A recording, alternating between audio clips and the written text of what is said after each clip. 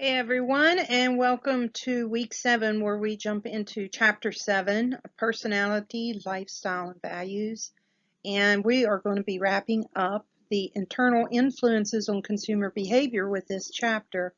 And I hope throughout you will notice how um, all of these internal influences kind of interact with each other in our purchasing decisions and things of that sort.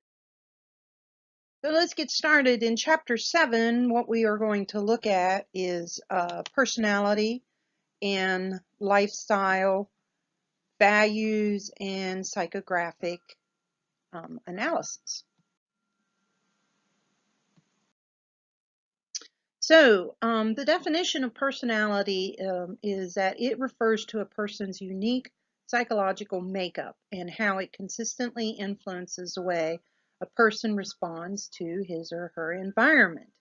The consumer's personality will influence the way he or she responds to marketing stimuli, whether it be the product packaging, price, how it's distributed, and even promotional strategies. The book goes pretty far in depth with the Freudian theory of the id, the ego, and the superego. And the way I like to envision the Freudian theory is through the typical angel on one shoulder and devil on the other, with the devil being the id, the angel is the superego, and the poor brain in the middle there is the ego. So the id is about immediate gratification. It is the party animal of the mind. It operates according to pleasure principle, where our basic desire to maximize pleasure and avoid pain guides our behavior. The id is selfish and illogical, and it directs a person's psychic energy towards pleasurable acts without any regard for the consequences. Sound like a little devil, right? Yeah. Now, the superego here on the other shoulder, the angel, is the counterweight to the id. This system is essentially the person's conscious. It internalizes society's rules and tries to prevent the id from seeking self-gratification. So they're kind of in an argument between each other. And then finally, the ego right here in the middle is the system that mediates between the id and the superego. It's basically the referee in the fight between temptation and virtue. The ego tries to balance these opposing forces according to the reality principle, which means it finds a way to gratify the id that the outside world will find acceptable, and which ultimately satisfies the superego. These conflicts occur on an unconscious level, so a person is not necessarily aware of the underlying reasons for their behavior. So here's some examples of the id and superego in advertisements. I could not have found a better example than this advertisement for an automobile. It's the need for speed. It's hard to hear the voice of reason over the roar of a 450 horsepower engine. So this advertisement is playing strictly on the id factor of our psychological state. And then some advertisements will focus on the superego, in which you're trying to get consumers to follow the rules. So this is a click it or ticket, the seatbelt safety, in which you will get a ticket for not wearing your safety belt. So people have identifiable characteristics called personality traits that define them. The book provides a whole bunch of different personality traits. Some of the few that I picked out for here is frugality, when people are frugal and cautious with their spending. Conscientiousness, in which they care about other people, other things. They might be pro-environment. They might be impulsive. They might have a need for uniqueness. And then personality actually is used when we look into branding our company or our product. We develop what we call a brand personality, which is a set of traits that individuals or consumers attribute to the product as if it were a person. And you're actually going to get to practice this in this week's discussion post. A lot of companies use brand storytelling, which is a popular marketing strategy in which they give a product this rich background and involves customers in its history or experience. This is a very effective um, experience. And I'm going to add a couple different brand storytelling examples in the folder with additional resources if you want to check those out. And then we have what we call anthropomorphism.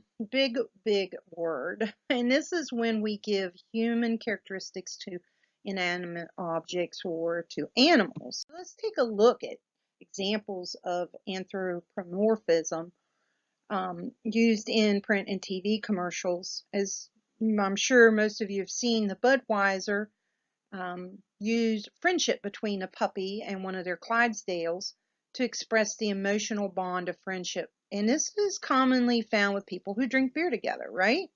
A bunch of friends get together. So it's a way they can relate the situation with people through the brand personality. And then you've got Chester Cheese here, who's the mascot for Frito-Lay's Cheetos brand. And he exudes a personality of swagger and coolness, just what they, want people to perceive the product.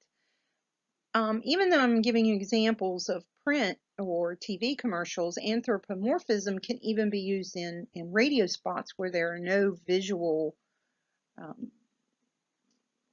visual influences as well. One of my favorite commercials I often hear when I'm listening to Pandora is a radio spot for spot remover product. In this commercial, the characters in the commercial involves a shirt and coffee. The shirt is illustrated with a high-pitched female voice, and a low male voice portrays the coffee. And the commercial consists of the two products singing with each other. And so you can actually visualize the coffee spilling on and staining the shirt. It's very effective and allows the consumer to use their own imagination through the use of anthropomorphism. Now let's jump on into lifestyle. Lifestyle is a pattern of consumptions that reflects the person's choice and how they spend their time and money. It is a very important role in defining customer identity and involves an interaction between the individual and the product in the setting in which they may use that product. And this is a great illustration from our book of how these three parts of lifestyle are intertwined to come in with the lifestyle, and it's a desire to associate a product with a social situation is a long-standing one for advertisers, whether they include a product in a round of golf, a family barbecue, or even a night out. You also see this association in product placement in TV shows and movies. People, products, and settings result in an expressed consumption style, which can be used as a cue. So, for example, I've provided you with a print advertisement for Baby G's. When they introduced their new s'mores cookie, they used a common situation of eating s'mores while camping to give the product its name to begin with, Campfire S'mores, and in their advertising, as you can see here. This use of lifestyle marketing perspective recognized that people sort themselves into groups on the basis of things they like to do, how they like to spend their leisure time, and how the choice to spend their disposable income. And this one totally relates the use of s'mores to, eating them around the campfire. You got the guy with the guitar in the background. And then if you jump into values, the next section in our book, they are a belief, and this is typically influenced by our culture, that some condition is preferable to its opposite. And this is typically a general idea about good and bad. A couple examples is freedom over slavery, or looking younger rather than older.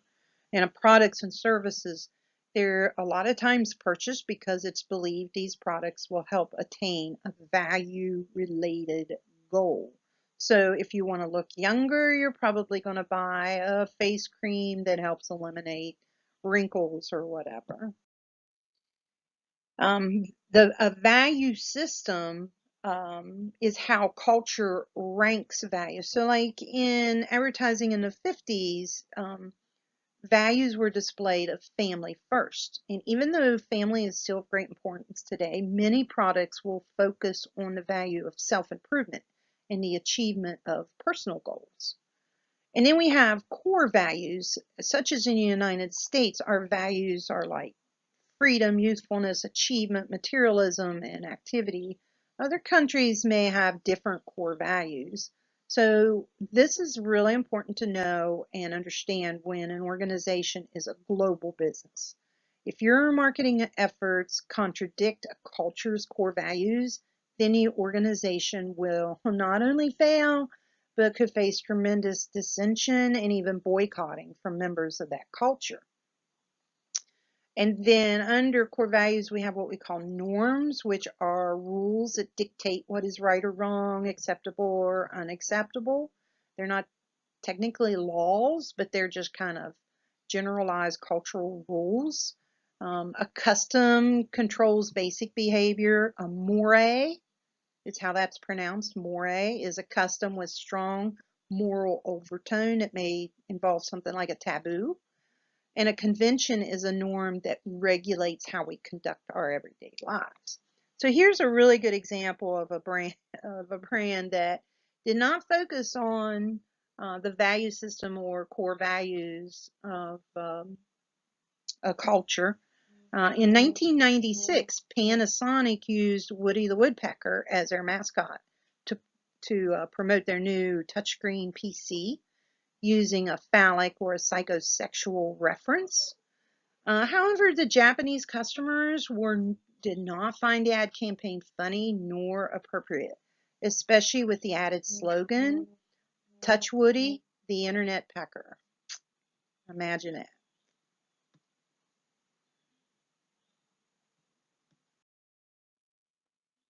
All right, so you've oftentimes heard when we're targeting, you're trying to define a target market or different things that, we use demographics and psychographics and geographics and behavioral characteristics. Well, this is one way you can do a psychographic analysis, and this is the use of um, and a psychographic analysis goes beyond just the demographics, whether it's male or female or age or income or anything like that. And it helps us understand and reach different customer segments on a much deeper level. You use psychological, sociological, and anthropological factors to determine how the market is segmented by their propensity of groups within that market and their reasons to make particular decision about a product, person, an idea, or otherwise hold an attitude or use a medium. You've often, and actually I have this transposed, it should be AIOs, activities, interests, and opinions, and you've often heard me talk about this in other classes. And we use these psychographic studies in many ways. The AIOs help you develop a profile of customers that have similar activities, interests, and opinions. Um, and we use these studies a lot of times, like I said, to define your target market. It's a great way to do that. Maybe you need to create a new view of the market. Maybe it's changed in some way. Trends are changing things. How you would want to position a product. So in your positioning strategies, how to better communicate product attributes or benefits. Develop a product strategy, market, social, and political issues. And the book provides this that you can see there also. And these are some different examples of specific characteristics you could focus on when doing a psychographic analysis.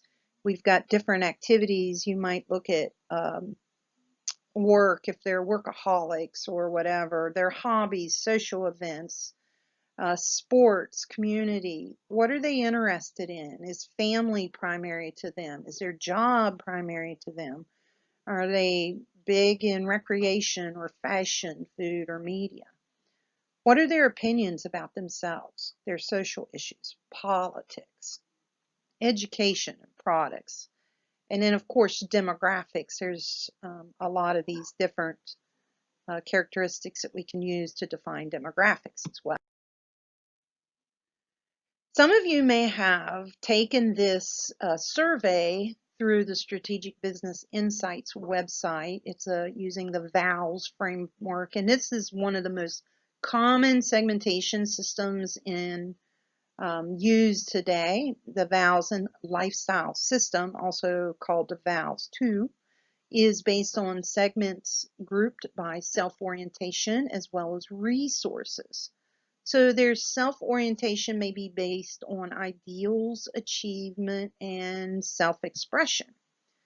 A combination of motivations, which remember we talked about just a few weeks ago, and the resources they have available to them determines how a person will express themselves in the marketplace as a consumer. The concept of primary motivation explains their attitudes and will actually anticipate their behavior. VALS includes 3 primary motivations that matter for understanding consumer behavior: their ideals, their achievement, and how they express themselves. The psychological traits of energy, self-confidence, intellectualism, novelty seeking, innovativeness, impulsiveness, leadership, and vanity, in conjunction with key demographics, help determine an individual's resources. So the various levels of resources will enhance or constrain a person's expression of themselves, of their primary motivation. So on the framework, you have high resources at the top, low resources at the bottom. So the higher the group is, means they have a lot more resources available to them. And the lower the group is, they have less resources available to them. I encourage you to take this survey. It's just for fun. See what your primary and secondary VALS type are, and see if you see a possible linkage between brand images and the segments in the VALS system. I had my Principles of Marketing class take this just the other day, and I found it very interesting that nearly every single student in that class ended up as experiencers, strivers, achievers, thinkers. So, they had these mixtures of motivations here, whether they want to express themselves, if achievement was important to them, or ideals, thinking is more important to them. But the thing was that they were all up here higher to the high resources. So that kind of tells me a little bit about the target market for West Virginia Wesleyan College, in that our students typically, have higher resources, even though our motivations are different, maybe across the board. We will see people with the higher resources that are able to enhance their self-expression. I wonder if there are other colleges that, if students took this VALS survey, if they would fall down to a lower resources, and how that might affect the student population. Be an interesting study, wouldn't it? All right, so that's it. I went a little bit over, but this is a really important chapter for you to focus on, as this is something you will definitely use out in the real world as a marketer. So this week, please do read chapter 7. I've only touched on a few of the things. There's a lot more in there. Your discussion post is going to be interesting as you're going to give a brand personality to your 4 favorite brands. I'd like you to be creative with this, and if that brand were to walk in the door, what would they look like? What kind of, what are all the different characteristics that we've just talked about would show through? Chapter 7 test, believe it or not, is already up and ready to go, so you can take it. Your second written assignment is due this Sunday by midnight. The sign-up sheets are in the small room right outside my office. Not many people have picked out your brand. Everybody has to have a different brand that you focus on with this assignment. So you better get signed up quickly. And please, please do use the template when you're writing up this assignment to help you keep organized and to help you understand the assignment. And then finally, part 2 of your final project is due the week after on October 14th. So if you have not started reading your book, you've got to get onto that, as you're going to be putting an outline together and a list of external resources you're going to use to create your video. If you have questions, you can just shoot me an email, a text, or stop by my office. All right? So good luck. Have a great week, and we'll be talking to you soon. Bye.